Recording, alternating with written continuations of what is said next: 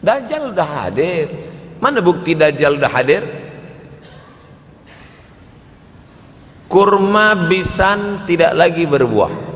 Bila kurma bisan tidak berbuah, Dajjal dah nak datang. Kurma bisan sekarang sudah berkurang, tak berbuah. Lalu kemudian apa lagi? Ain Zuhar, mata air dari Ain Zuhar sudah kering. Sudah kering. Oleh sebab itu, tapi manakala dulu datang Habib Umar bin Hafiz, saya hadir majelis itu, adalah seorang bertanya, Habib, ya, Imam Mahdi dah lahir atau belum? Saya tengok Habib menjawab, sepertinya dia macam tak suka pertanyaan. Kata dia, kita tak perlu mencari-cari dia dah lahir atau belum, kampung dia di mana, dia lahir di hospital mana, dia tak perlu. Yang perlu kita siapkan adalah iman dan takwa pengetahuan kita, supaya kita jangan sampai terkecoh, supaya kita boleh membezakan mana hak, mana batil, mana betul, mana salah, mana lurus, mana bengkok, mana hitam, mana putih. Sehingga dengan istiqomahnya kita beribadah ini, kita boleh membezakan mana Al-Masih yang original, yang asli, mana Al-Masih Ad-Dajjal. Makanya tadi sebelum salam kita berkata, Allahumma inni a'udzubika min azabi jahannam, wa min azabil qabri, wa min fitnatil mahya wal mamat, wa min syarri fitnatil masihid Dajjal. Membaca, menghafaz 10 ayat di awal surah Al-Kahfi. Siapa yang menghafaz 10 awal ayat, hadis lain mengatakan 10 akhir, 10 awal 10 akhir, elok dua-duanya. Tapi Masya Allah, tabarakallah, anak-anak kita yang pakai jubah, pakai sorban putih ini, daripada tahfiz Quran, mereka tidak hanya menghafaz 10 awal 10 ujung, dari awal sampai ujung dia hafaz, 30 juzuk dia hafaz. Mudah-mudahan anak-anak kita penghafaz Al-Quran. Allahumma ja'al abna'ana wa banatina min huffazil Quran wal hafizat. Jadikan anak-anak kami menjadi para penghafaz Al-Quran, ya Allah, supaya selamat dia daripada fitnah Al-Masih Ad-Dajjal. Tapi saya pilihkan hadis tentang yang 5 ini. Dengan 5 ini kalau kita amalkan, insya Allah Allah akan selamatkan kita dari fitnah akhir zaman ini. Yang pertama, manfaatkan waktu, kerana waktu di akhir zaman ini yataqarabuz zaman, kerana waktu semakin dekat tak terasa, hilang, berlalu. Maka isilah waktu ini dengan ibadah. Jangan sampai ada waktu yang kosong. Duduk sejenak kosong, berselawat, Allahumma salli ala sayyidina Muhammad wa ala ali sayyidina Muhammad, Allahumma salli ala sayyidina Muhammad wa ala ali sayyidina Muhammad. Sempat-sempatkan ambil wudhu, solat duha walau 2 rakaat. Sempat-sempatkan sebelum tidur malam solat witir 3 rakaat, supaya tidur kita sentiasa dalam wudhu dan kita sempat solat witir. Andai mati kita malam itu, insyaallah mati dalam keadaan husnul khatimah. Usolli sunnatal witri 3 rakaatin lillahi ta'ala. Nanti malam jaga tidak witir lagi, hanya tahajud saja. Sempat-sempatkan solat tahajud. Elok amat sangat baik solat wudhu 2 rakaat. Usolli sunnatal wudhu rakaatain lillahi ta'ala. Selepas solat wudhu, solat sunat taubat. Usolli sunnatat taubat rakaatain lillahi ta'ala. Selepas solat sunat taubat, solat sunat hajat. Usolli sunnatal hajat. Selepas itu barulah solat sunat tahajud 8 rakaat. Nak tambah lagi 10, 12, 14, elok, tak salah, karena dia tiada batasan. Adakah sahabat Nabi yang melakukan ini? Ada. Qatadah bin Nu'man, dari selepas Isya sampai azan subuh. Imam Ahmad bin Ambal, dari selepas Isya sampai azan subuh. Bahkan mereka menghatamkan Al-Quran dalam tahajud mereka. Maka bahkan ada imam yang disebut dengan As-Sajjad, kerana banyak sujud kepada Allah Subhanahu wa ta'ala. Kerana akhir zaman ini godaan begitu besar. Dulu orang tengah malam tahajud, jam 2 malam, jam 3 malam dia bangun, kerana dia membaca hadis sab'atun yudhilluhumullah, ada 7 golongan yang mendapatkan naungan Allah, yauma la dhilla illa dhilluh, hari itu tak ada naungan kecuali naungan Allah. Rajulun, ada seseorang, zakarallah, dia berzikir mengingat Allah, khalian, di tengah malam tak ada manusia, fafadat ainahu, menetes air matanya. Maka yang pertama ini, jangan sampai kita kehilangan waktu, kerana waktu, al-waktu kasaif, waktu ini seperti pedang, illam taqta'hu qata'aka, kalau tidak kau patahkan dia. Kalau kau dapat pedang, patahkan, sebab kalau tidak kau patahkan, dia yang akan memotong engkau, mematahkan tulang-tulang engkau. Waktu ini kalau tidak kita manfaatkan, kita akan ditanya tentang waktu, kemana saja waktu yang sudah kau pakai. Inna sam'a, pendengaran, wal basar, penglihatan, wal fuad, hati, kullu ulaika kana anhu mas'ula, semua akan disoal, semua akan diminta tanggung jawab di hadapan Allah. Kemana waktu yang sudah aku bagi dulu engkau pakai? Yang pertama nanti ditanya, la tazulu qadama 'abdin yaumal qiyamah. Kaki anak Adam tidak akan bergeser, tidak akan beralih dari tempat tegaknya pada hari kiamat hatta yus'al, sampai dia disoal, sampai dia ditanya. La tus'alunna yauma idzin 'anin na'im. Banyak yang akan ditanya nanti, tapi Nabi bagi tahu di antara yang akan ditanya dari sekian banyak nikmat itu 4. Yang pertama, an umrihi fima afnah. Umur kemana engkau habiskan? Hari ini ada anak-anak muda belia umurnya 17 tahun. 17 tahun habis menghafaz Al-Quran. 17 tahun habis iktikaf dalam masjid. 17 tahun habis berzikir, berjubah, bersorban, mengabdikan ilmu, berkhidmat kepada ulama. 17 tahun habis. Tapi ada pula yang dibalik, 71 tahun habis. Rumah, office, kopi, rumah, office, kopi, rumah, office, kopi, batuk, mati, habis. Apa yang dapat kita bawa menghadap Allah SWT? Yang pertama, yataqarabuz zaman. Yang kedua adalah wa yanqusul ilmu. Ilmu semakin berkurang. Kalau sudah ilmu berkurang, apa yang bertambah? Jahil. Kalau ilmu bertambah, jahil berkurang. Kalau ilmu berkurang, jahil bertambah. Mana ada orang jahil cakapnya didengar orang? Saya dulu awal-awal membaca hadis ini, wa yanqusul ilmu. Ilmu berkurang, jahil bertambah. Rasanya tak mungkin, tak logik, tak masuk akal. Mana ada orang tak berilmu cakap dia didengar? Sekarang baru saya faham. Dulu orang tak berilmu ditinggalkan orang. Sekarang orang tak berilmu asal dia pandai berbicara, dia akan didengar orang. Bahkan orang jahil pula punya channel. Apa namanya? Jahil.com. Orang jahil punya channel.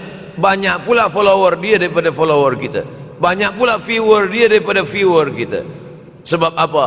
Sebab yang menyaksikan tiada berilmu, yang berbicara tiada ilmu. Oleh sebab itu maka kita galakkan menuntut ilmu di majlis-majlis ilmu. Untuk apa Abdul Somad sudah berumur 43 tahun pun masih pergi juga lagi ke Sudan belajar? Apa yang nak dicari ini? Tak lain tak bukan, mudah-mudahan kita termasuk orang yang sampai akhir hidupnya mencari ilmu, insyaAllah. Saya datang kemari bukan niat mengajarkan ilmu. Saya datang ke Malaysia tetap niatnya belajar mencari ilmu. Man salaka tariqan, siapa yang melangkahkan kaki melalui suatu jalan, yaltamisu fihi ilman, siapa yang melalui suatu jalan niatnya untuk mencari ilmu, sahalallahu lahu bihi tariqan ilal jannah, dimudahkan Allah jalannya menuju surga. Innallaha la yantazi'ul ilma intiza'an. Innallaha la yanzi'ul ilma intiza'an. Allah kalau mencabut ilmu, bukan macam mencabut pokok kayu dari tanah. La yantazi'ul ilmu intiza'an. Allah tidak mencabut ilmu macam mencabut pokok kayu dari tanah hingga ke akarnya, enggak. Lalu bagaimana ilmu ini dicabut? Biqabdil ulama. Dengan matinya ulama maka habislah ilmu. Meninggal Imam Syafi'i, berkurang ilmu. Meninggal Imam Nawawi, berkurang ilmu. Meninggal Imam Fulan, berkurang ilmu. Maka yang hadir adalah al-juhala. Yang lebih menakutkan lagi adalah al-juhala bithawbil ulama. Orang jahil dengan pakaian ulama. Abdul Somad tidak mengatakan dirinya ulama. Saya selalunya membacakan ayat Quran, membacakan hadis Nabi, menyampaikan fatwa ulama. Tak pernah saya berteramah, bertausiah. Menurut saya, siapa saya? Siapa kita? Syafi'i manusia, saya manusia. Syafi'i boleh berfatwa, saya juga boleh berfatwa. Imam Syafi'i berfatwa Al-Quran 30 juzuk dalam kepala dia.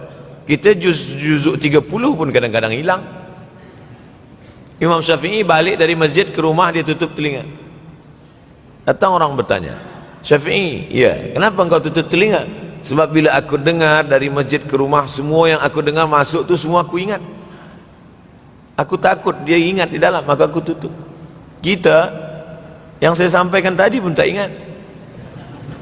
Oh, Ustaz mengejek kami, enggak. Jangankan yang mendengarkan, yang bercakap pun tak ingat. Nasib baik datang orang Jepun mengingatkan kita. Nah, ini nama dia Sony. Manusia ini lupa. Oleh sebab itu maka yang kedua akhir zaman, wa yanqusul ilmu, ilmu makin kurang. Maka bersyukur anak-anak yang dimasukkan ke rumah tahfiz. Kalau ada rumah tahfiz di kampung biasa, kalau ada rumah tahfiz di desa, dusun biasa, tapi ada tahfiz di tengah kota besar Kuala Lumpur, masih ada lagi rumah tahfiz Quran. Siapa yang mewakafkan rumah tahfiz? Siapa yang memberikan beras? Siapa yang memberikan duit? Siapa yang memberikan belanja? Siapa yang mengirimkan ustaz? Masya Allah, tabarakallah. Maka ini semua mudah-mudahan kita istiqamah semuanya insyaallah. Supaya apa? Supaya lahirlah anak-anak kita yang alim, berilmu. Karena ini makin banyak orang jahil, alftau bi ghairi ilmin, memberikan tazkirah fatwa tanpa ilmu, dhalla wa adalla, dhallu wa adallu, sesat, menyesatkan. Kalau setakat sesat saja ini sudahlah sesat, menyesatkan. Na'udzubillah. Masuk yang ketiga. Yang ketiga adalah